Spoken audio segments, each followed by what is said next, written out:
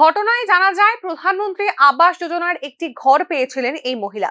শুক্রবার আচমকায় বুলডোজার নিয়ে মহিলার ঘর ভাঙার জন্য হাজির হন গ্রাম প্রধান গোপাল সরকার, উপপ্রধান সারথী মণ্ডল ও পঞ্চায়েত সদস্য সীমা রুদ্রপাল সহ অন্যান্য মাতব্বররা।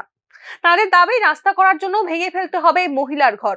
ঘরের মালিক মহিলা বাধা দিলেন, তেলে বেগুনে জ্বলে ওঠেন বিজেপি প্রধান ও তার সাঙ্গপাঙ্গরা। তাকে মারধর করে বুলডোজার দিয়ে মুহূর্তের মধ্যে আবাস যোজনায় পাওয়া ঘর ভেঙে দেওয়া হয় বলে সজল চোখে অভিযোগ করেন ওই ভুক্তভোগী মহিলা। সরকারি ঘর সরকার দিয়েছে, আবার পঞ্চায়েত থেকে ভেঙে লেছে।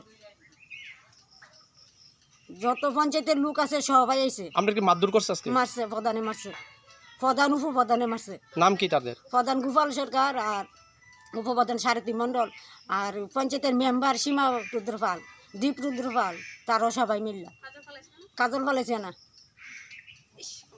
রাষ্ট্রবাদী নেতাদের রোষে পড়ে থাকার একটি মাত্র ঘর হারিয়ে এখন খোলা আকাশের নিচে আশ্রয় নিয়েছেন এই দরিদ্র মহিলা।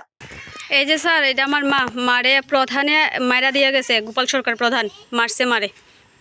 আমরা কেউ বাড়িতে আসছিলাম না। এই দেখেন ঘর, আর ঘরের ভিতরে কিচ্ছু নাই, আমরা বাকি সব জিনিসই ভাঙা আছে, কোনো জিনিসই নাই আমরা ঘরে। ওখানে আমরা থাকার জায়গা নাই। সুশাসনের স্লোগান তোলা সরকারের মূল লক্ষ্যের মধ্যে অন্যতম লক্ষ্য হলো দরিদ্র মানুষের মাথার উপর ছাদের ব্যবস্থা করা।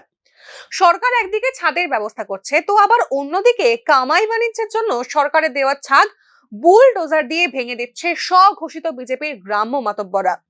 সংশ্লিষ্ট এই ঘটনায় পঞ্চায়েতের অমানবিক ভূমিকা নিয়ে স্থানীয় জনমনে ব্যাপক ক্ষোভের সৃষ্টি হয়েছে। Bureau report, news now.